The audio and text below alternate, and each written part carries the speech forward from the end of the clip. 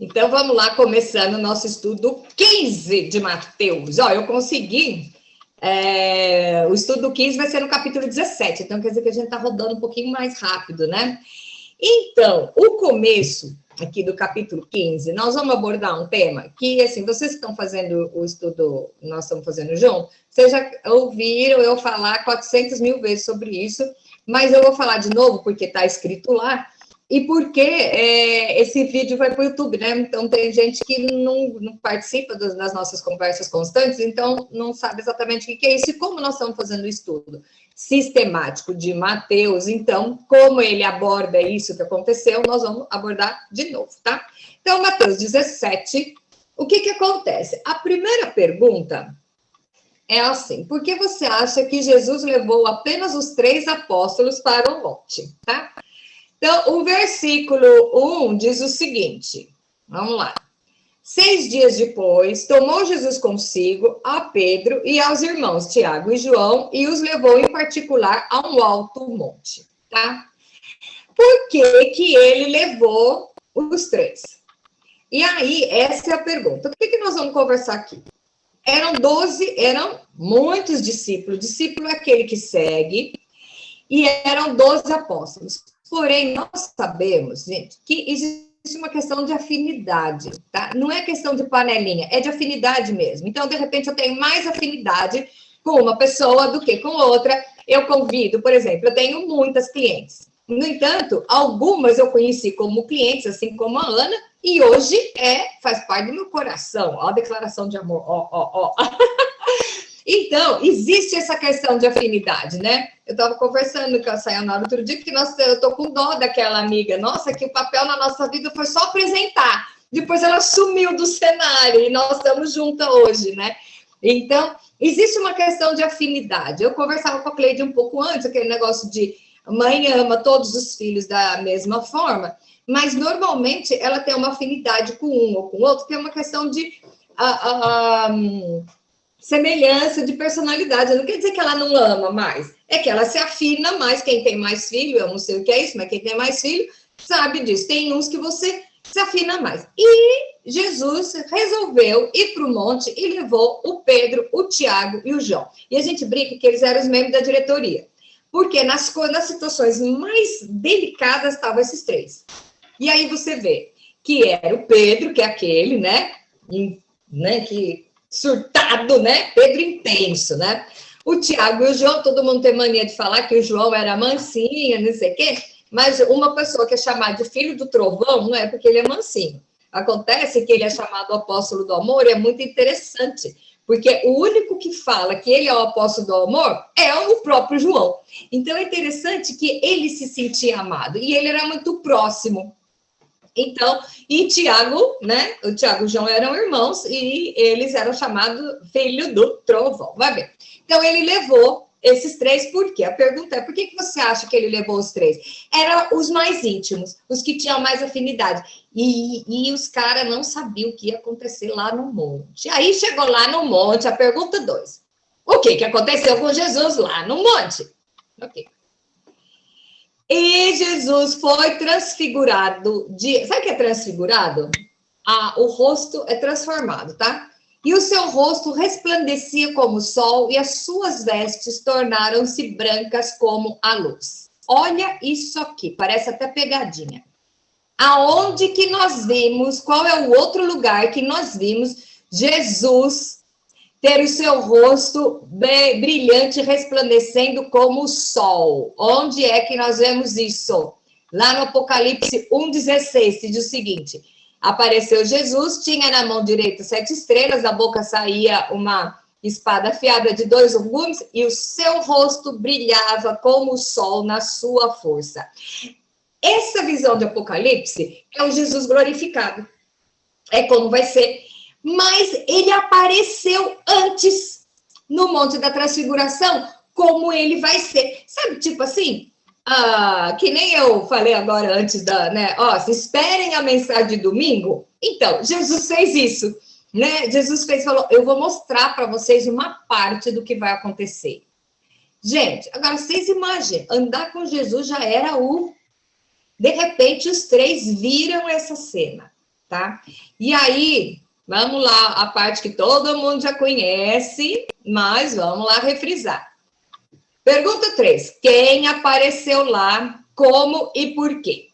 Mateus 17, 3. E eis que apareceram Moisés e Elias falando com ele. Ok? Beleza. E aí você vai perguntar, por que apareceu Moisés e Elias? Nós já falamos aqui, vamos falar de novo. O que Moisés pediu para Deus? Ele pediu lá no Êxodo 33, 18, falando, Senhor, eu quero ver a tua glória. Qual é a glória de Jesus? A glória de Jesus é no Apocalipse, a hora que acaba todas as coisas, que ele vai estar reinando com o rosto transparecendo. O que acontece? Moisés pedia, eu quero ver tua glória. Aí Jesus foi para o monte, ele foi transfigurado e Moisés viu a glória. Tá? Não viu a glória de Jesus. Ele não foi lá e viu Jesus numa cruz, Jesus humano. Ele viu a glória de Jesus, que é na sua intensidade, que vai ser no Apocalipse, tá? Então, estava lá. E aí nós vemos, aí você vai me perguntar, por que ele estava lá? Ele não morreu. Esses dois únicos que estão lá, veja bem, que era Elias e Moisés. Deus preservou o corpo deles para passar. Aí você vai falar assim, nossa, mas que papo louco, esse negócio de corpo, reencarnação, não sei o quê. Não é. Vamos lembrar quando Jesus ressuscitou, nós vamos ver lá para frente no final do estudo de Mateus, Jesus ressuscitou e ele tinha o corpo glorificado, certo? Ele atravessava a parede. Ele sumia, aparecia, porque era um corpo, sabe outra dimensão? Há 20 anos atrás, não, há 30 anos atrás, seria difícil para a gente explicar isso, essa história da outra dimensão. Porém, depois de um certo filme chamado Matrix, que eu não tive paciência de assistir inteiro, até eu queria assistir hoje, que é quando explica a outra dimensão, a gente entende isso. A gente pode entender mais ou menos o que era que aconteceu com Jesus. Jesus ressuscitou, não permitiu que Maria tocasse nele, e aí Maria Madalena tocasse nele, e ele atravessava a parede com o corpo glorificado. Entendeu? Então, você vê que ele sumiu do lugar, apareceu no cenáculo, esse era o corpo glorificado dele. E quando eles estão lá no monte, apareceu só quem? Moisés, que Moisés, nós vamos ver lá, Moisés, quando nós vamos lá no livro de Judas, nós já estudamos isso, que diz o seguinte, contudo, o arcanjo Miguel, quando contendia com o diabo a respeito do corpo de Moisés, ninguém sabe onde o corpo de Moisés foi enterrado, porque a Bíblia lá onde ele morreu, fala que ele foi, Deus o sepultou, Deus preservou o corpo dele em algum lugar, porque Deus ia responder a oração dele, eu quero ver sua glória, tá? Então, essa é a parte de Moisés. Mas e o Elias? O que aconteceu com Elias? Elias foi arrebatado, Elias também não morreu. E tem muita gente que fala que Elias foi levado num carro de fogo, isso não é verdade. Vamos ler a Bíblia, e guarde bem. Elias não foi num carro de fogo. Olha aqui, o texto diz o seguinte. Indo eles andando, que é Elias e Eliseu, eis que um carro de fogo com cavalos de fogo separou um do outro. E Elias subiu num rodamuinho. Tá? Elias subiu num rodamuinho. O carro de fogo separou Elias e Eliseu, porque Elias era um profeta. E Eliseu andava e falava assim, eu quero ter a parte, eu quero estar com você até o dia que você for arrebatado, porque Elias já tinha falado para ele que ia ser arrebatado. E Elias falou, você não vai ver. Ele falou, eu quero ver, que ele grudou no pé de Elias. Quando chegou no dia, o que acontece? Desceu um carro de fogo, separou os dois e levou Elias. Por que Elias não morreu?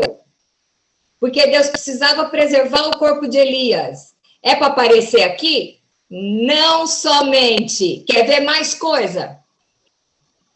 Apocalipse 11, 10. O que aconteceu no Apocalipse? Aparecem as duas testemunhas, que são os dois profetas que vêm decretar juízo depois da vinda de Cristo. Que é quem? Não fala que é Moisés e Elias, mas fala, eis que dois profetas voltaram, que são as duas testemunhas, e eles vão converter a água em sangue, eles vão fazer parar, que foi Moisés que fez isso, fazer parar a chuva e voltar a chover, foi Elias que fez isso. Então, Deus preservou o corpo desses dois, porque eles apareceram no monte da transfiguração, e eles vão aparecer de novo lá no Apocalipse. Ah, e quando eles vão morrer? Não sei, gente, eu não sou obrigada a saber tudo. A Bíblia não fala. A Bíblia fala só disso, desses dois, beleza? Tudo bem explicadinho? E aí, o que aconteceu? Jesus se transformou, esses dois apareceram para ver. Aí a pergunta 4, qual foi a primeira coisa que Pedro fez? Gente, eu amo Pedro. Pedro falou assim, Senhor, estamos aqui. Vou fazer 3 tendas, uma para você, uma para Moisés e uma para Elias. Tá?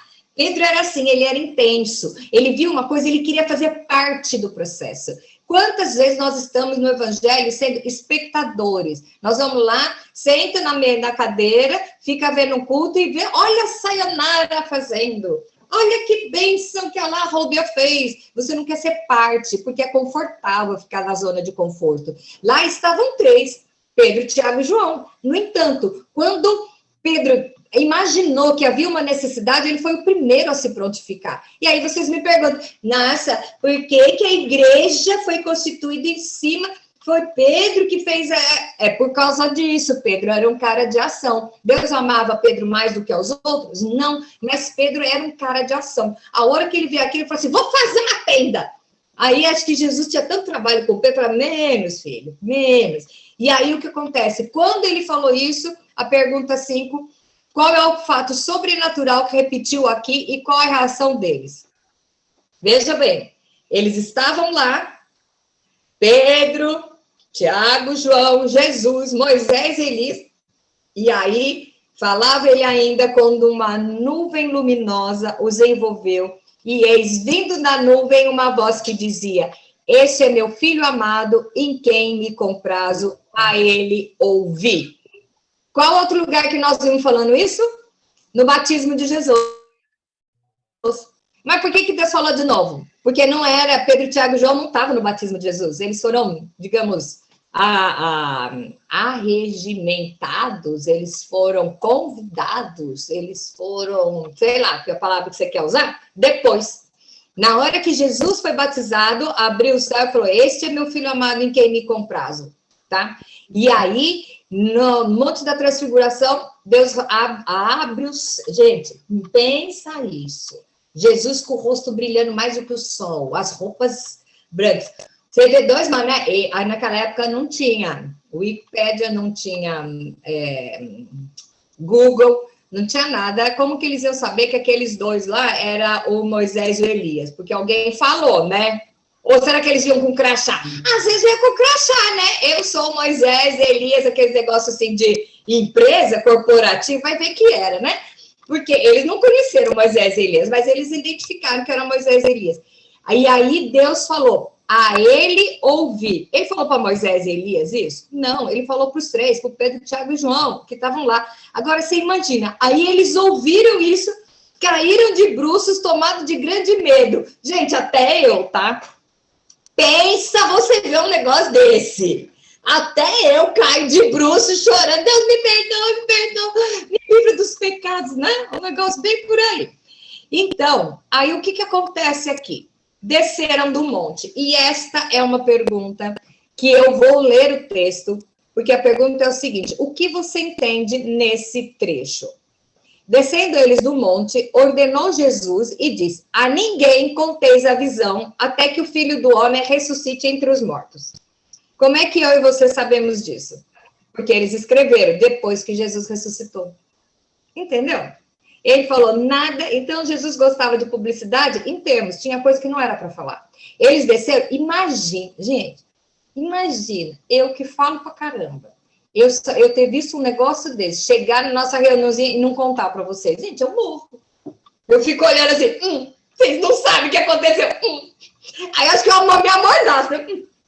Não posso falar. Não é? E Deus falou, e Jesus falou, não conte para ninguém, até que eu ressuscite. E aí os discípulos perguntaram, né? E aí os discípulos interrogaram, por que dizem os escribas que é necessário que Elias veio primeiro? Porque eles sabiam que era Elias. Presta atenção. Aí Jesus disse assim, de fato, Elias virá e restaurará todas as coisas. Eu, porém, vos declaro que Elias já veio e não reconheceram. Antes fizeram com ele tudo quanto quiseram. assim também o Filho do Homem há de padecer nas mãos deles. Quem são? Os escribas, tá? Que eram os teólogos da época. Então, os discípulos entenderam que falava a respeito de João Batista. Jesus falou que era João Batista? Não. Eles entenderam. Preste atenção nisso. Ler a Bíblia e interpretar é muito interessante. Duas coisas que nós aprendemos aqui hoje. Elias não foi no carro de fogo. Elias foi no rodamuinho. E Jesus não falou que ele era Elias. Eles acharam que era, por quê? Porque tudo que tinha acontecido com João Batista, que João Batista tinha o espírito de profeta, o mesmo espírito, digamos assim, a mesma personalidade, a mesma missão de Elias, João Batista teve, morreu daquele jeito. Então, tudo indica que Jesus estava falando de João Batista, mas não saiu da boca dele que era João Batista, tá? Então, se não foi o que Jesus falou, eles entenderam, eu deixo quieto, certo? A pergunta 7. Aí, a cura mencionada aqui foi ativada pela fé de quem? Muitas vezes nós estamos estudando o que Jesus fez. Ele vai de acordo com a tua fé. Se queres que eu te cure, o que queres que eu te faça? Ai, Senhor, eu quero voltar a ver. Nós vimos tudo isso, tá? Jesus curando de acordo com a fé. Porém, olha o que aconteceu nesse texto. Chegaram junto da multidão, apareceu um homem e se ajoelhou e disse: Senhor, compadece-te do meu filho, porque ele é lunático e sofre muito, pois muitas vezes cai no fogo e outras muitas na água. Apresentei aos teus discípulos e eles não puderam curá-lo.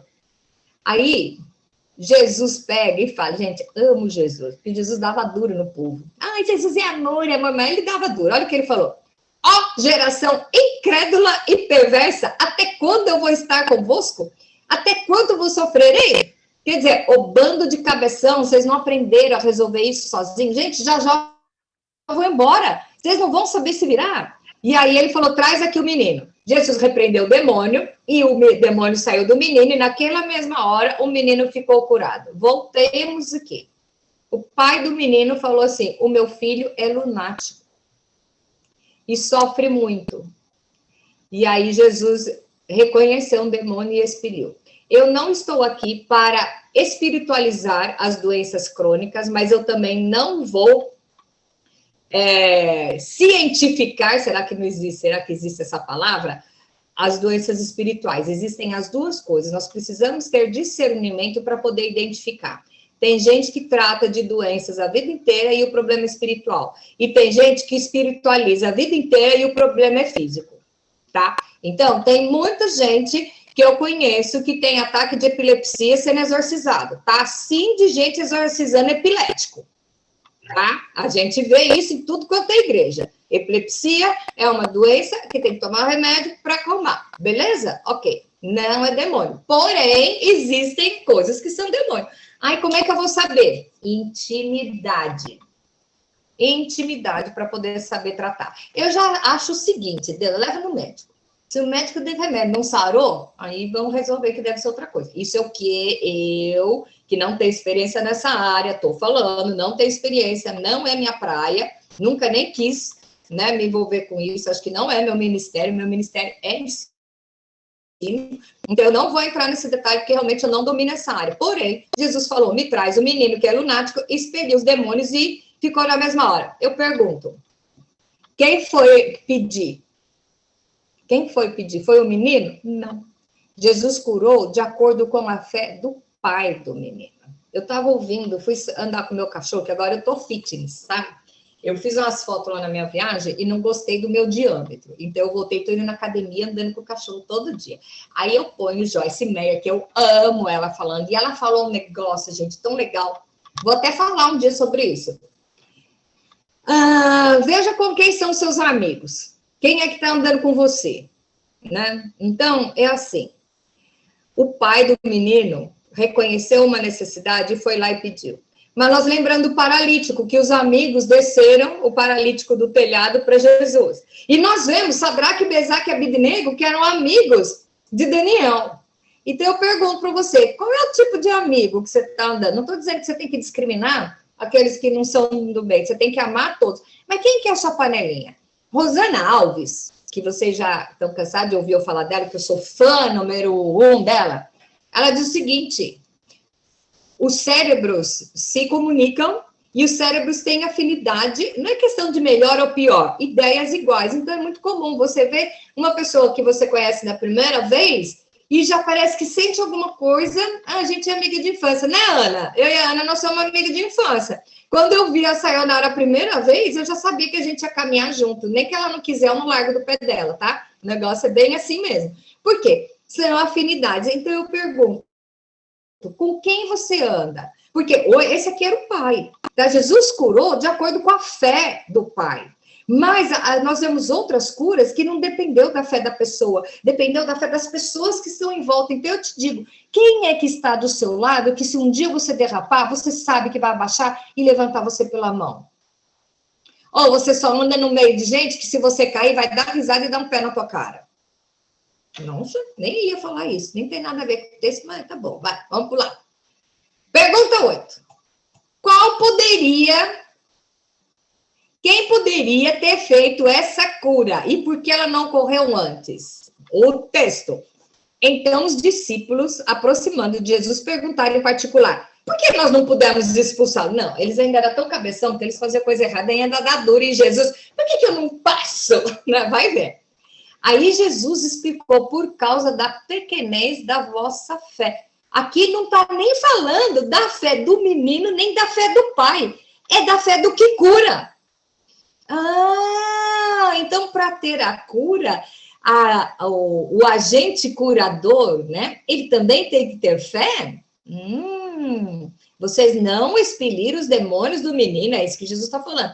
Por causa da pequenez da vossa fé. Porque, em verdade, vos digo, que se tiverdes fé como um grão de mostarda, direis a esse monte, passa daqui para colar, e ele passará, nada vos será impossível. Vamos parar. Todo mundo conhece esse texto da fé do grão de mostarda. Sabe, se alguém já viu grão de mostarda? É uma farinhazinha. Diz que é a menor das hortaliças. Jesus fala isso lá no Sermão do Monte. Ok. Então, eu vou falar para você. Se a sua fé for tão pequena como um grão de mostarda, você vai mandar um monte sair e lançar no mar? Qual é o tamanho da fé que você precisa ter para resolver o problema que você tem hoje? Eu não sei se você não tem. Eu tenho. E por que não aconteceu? Será que não é por causa da minha fé é pequena? Gente, fé é diferente de desejo.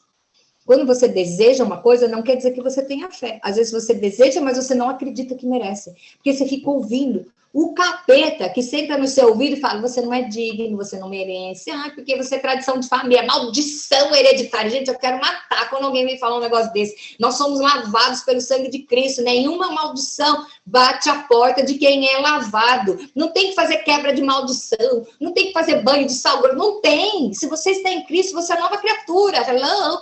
Vamos parar desses rituaizinhos hipócritas, gente, que é só para causar sensação dentro das religiões, tá? Aqui Jesus está falando: se você tiver uma fé do tamanho do grão de mostarda, se você acreditar realmente, você vai falar para esse monte: sai fora. Então, qual é o monte que está na sua vida hoje e que você não consegue resolver porque você não acredita?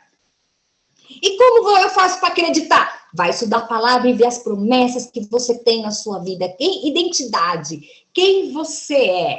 Você é servo de Deus? Você é escravo de Deus? Ok, vai ter uma vida de servo, de escravo, comendo as migalhas. Você é filho? Filho senta no colo do pai. Filho tem herança. Filho tem o DNA do pai correndo nas veias. Quem é você? Você não tem fé porque você não tem identidade. Porque quando você está acreditando... Porque tem um camarada aí que a função dele é sentar no seu ombro. Ele não pode tocar na sua vida, mas ele pode fazer você te desencorajar. Ele é o pai da mentira, ele veio para matar, roubar, destruir. E a única coisa que ele quer fazer é que você não acredite nos projetos que Deus tem para sua vida. Que você não acredite nas vitórias que você vai ter. Tá? Então, Jesus fala aqui: bando de cabeção. Evangelho traduzido by Katchakok. Vocês não conseguiram porque vocês não têm fé. Porque a fé de vocês é menor do que o grão de mostarda. Porque se você tiver, nada será impossível. Gente, aqui tá falando, algumas coisas serão impossíveis. Gente, é Jesus falando nada. Qual é a luta na sua vida que você acha que é impossível? Jesus está falando, se você tiver fé, nada é impossível. Porque eu vou me conformar com a situação meia boca. Eu vou me conformar. A maldição hereditária. Porque meu pai era alcoólatra, meu avô era alcoólatra, então eu vou ser pingaiado também. Oh! Você está acreditando no quê? No quê? Fé é diferente de desejo, de vontade. Tenha isso na sua mente. Não, eu quero, mas eu sei que eu posso. Porque eu sou filha de Deus. Ok? Nossa, estou pregando. Agora vamos passar, né? Cantar um hino, fazer oferta e vamos para casa domingo que vem, né? Não. Vamos lá. Aí, entre parênteses, ele explica a história do demônio do menino. Essa casta não se espelhe, senão por meio de oração e jejum. Então, aí ele volta a falar, ele dá uma lição nos caras, e depois ele volta e fala sobre o menino. Vocês não conseguiram, porque vocês não têm fé, e porque tem que ter muita oração e jejum. Ai, mas olha, jejum para quê? Gente, jejum não é dieta, tá? Dieta é uma coisa, jejum intermitente é outra. Jejum para santificação é jejum e oração com um propósito. Se você fizer um jejum sem um propósito, é dieta. Você vai ficar magrinho. Vai dizer que você conseguiu um nível espiritual a mais? Não, tá? Tá? Bom. Vamos lá. Ai, Jesus, mas assim, a gente se empolga, né? Por isso que eu tenho que falar um capítulo só. Não dá tempo para falar mais. Vamos lá, pergunta 9. Qual é o passo a passo do final da missão de Jesus? Aí Jesus para esse papo e começa a avisar eles. Reunidos eles na Galileia, Jesus disse: o Filho do Homem está para ser entregue nas mãos dos homens. Estes o matarão, mas ao terceiro dia ressuscitará. Então os discípulos se entristeceram grandemente. Ô, gente, olha o que Jesus falou. Eu vou morrer, mas eu vou ressuscitar. Eles só viram a primeira parte da notícia. Eles não viram a segunda. Qual é a primeira parte da notícia da sua vida que você está escutando e não está escutando o resto? Hein? E matarão, ao terceiro dia ressuscitará. Jesus já começa a contar aqui. Então, na verdade, o que Jesus estava preparando o coração deles, tá? E aí, agora nós vamos acabar com mais uma lição. Ainda bem que eu tô aqui para você não jogar tomate. Se você jogar tomate, vai bater no seu telefone, não no meu, tá? Não na minha cara. Então, vamos lá. O que é que a Bíblia diz? Pergunta 10. Por que nós temos que pagar impostos? Todo mundo quer pular fora dessa parte, porque a última coisa que se converte na vida do cara é a carteira. Então, vamos lá. Eles chegando a Cafarnaum, dirigiram-se a Pedro, os que cobravam imposto de 2 dracmas, e perguntaram. Deixa eu explicar aqui. O judeu, ele tinha o templo, tá? Os membros do templo, eles tinham que pagar imposto. Eles pagavam imposto quando era de outra cidade, para poder adorar, tá? E aí, os que cobravam imposto chegaram para Pedro e perguntou: o seu mestre não paga, não paga o vosso mestre as 2 dracmas, certo? Você acha que Jesus precisava pagar imposto para entrar no templo? Ele era Jesus! Só que os caras não sabiam. Aí ele fala assim, porque estavam direto querendo pegar Jesus alguma coisa, né? O seu mestre não paga o imposto? Aí Pedro falou, sim, claro que paga. Aí entrou Pedro em casa, né? Falaram isso e Jesus foi para casa. De Pedro, tá? Aí Pedro entrou em casa e Jesus antecipou dizendo, Simão, o que te parece? De quem cobra os reis da terra imposto e tributo? Dos filhos ou dos estranhos? O imposto era pago pelos viajantes, tá? Ok. Aí respondeu Pedro, dos estranhos. Aí Jesus disse, então os filhos são isentos, certo? Então o que era? Quem que pagava o imposto? Quem era de fora, o estrangeiro. O da casa não precisava pagar. Mas aí Jesus fala, os filhos são isentos, não são? Isso era a lei. E aí, Jesus fala assim, mas para que não escandalizemos, nós vamos pagar isso aqui. Jesus não precisava pagar. Não é que ele não tinha dinheiro, não, tá, gente? Essa história que Jesus era pobre, isso é uma falácia da Idade Média, tá? Mas ele falou, para não se escandalizar, nós vamos pagar o imposto. O imposto não era para ele porque ele era judeu, ele não precisava pagar. Além de ser filho de Deus, para aí, né? Mas ele falou, para não escandalizar. E a última pergunta vem, quem prove o dinheiro para cumprir as obrigações civis? Jesus falou para Pedro, vai pescar, lança ao mar o anzol, o primeiro peixe que fisgar, tira, abre a boca e acharás um estáter. Toma e paga por mim e por você. Então, na verdade, um starter valia mais ou menos a 4 a 5 dracmas, tá? Era o suficiente. Então, a pergunta é, vamos trazer esse certo, eu gosto de estudar para trazer na nossa vida hoje. O crente tem que pagar imposto? Tem. Ah, mas eu não gosto, paciência, tem que pagar. Jesus falou, dai a César o que é de César. Ah, mas... Bom, vou contar para vocês uma história. Quando eu abri minha empresa, no salão, o meu contador vem e me fala assim, olha, eu vou te falar, é assim, assim, assado, mas a gente não... Eu vou fazer um esquema para você não pagar tanto imposto, porque senão você vai quebrar. Naquele dia eu tomei comigo, eu tenho que evangelizar esse cara. Eu peguei e falei assim, eu vou pagar o imposto e eu não vou quebrar. Ele falou, Kátia, ninguém nesse país, vocês sabem como é que é a tributação do Brasil, né? Ninguém nesse país paga imposto, porque senão você vai quebrar. E eu falava para ele, você vai ver se eu vou quebrar ou não. Eu fiquei 30 anos no Brasil, eu abri minha empresa, acho que eu já tinha o salão há uns 10, então vamos dizer, não tinha menos, acho que uns 25 anos eu paguei imposto e eu não quebrei. Teve mês que foi difícil, gente, mas eu não quebrei. Por quê?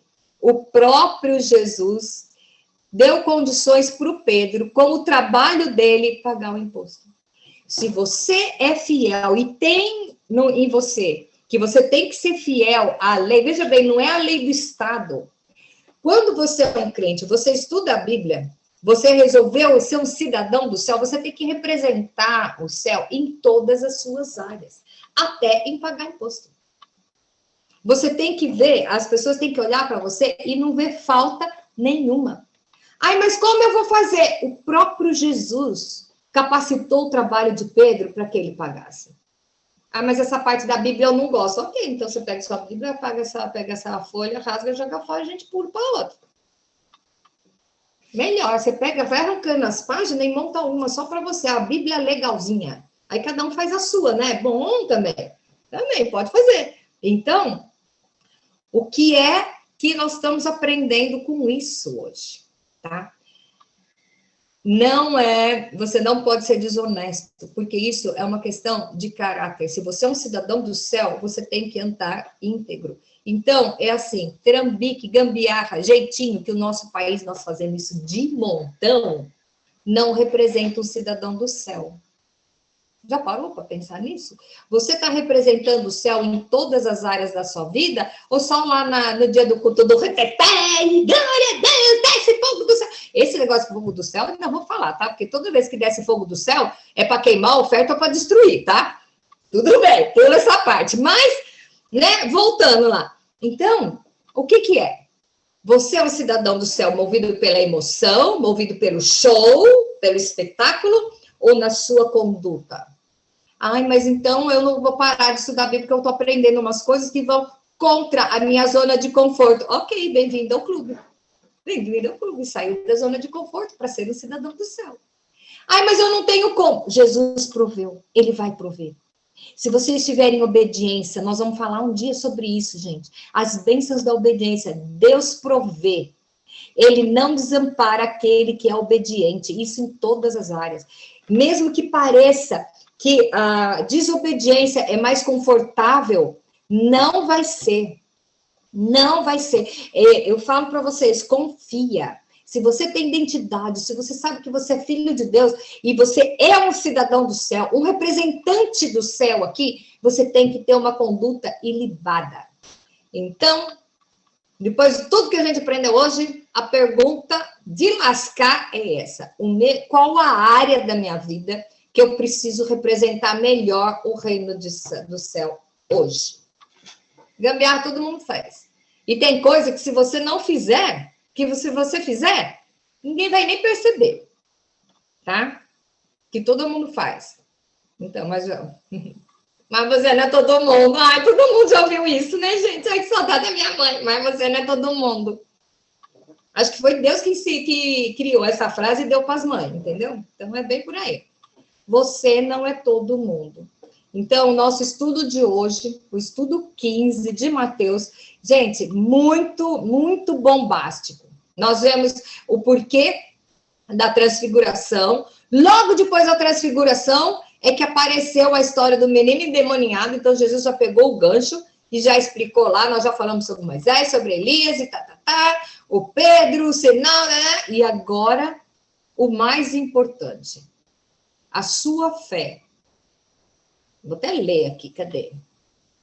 Para quem tem fé do tamanho do grão de mostarda, nada vos será impossível.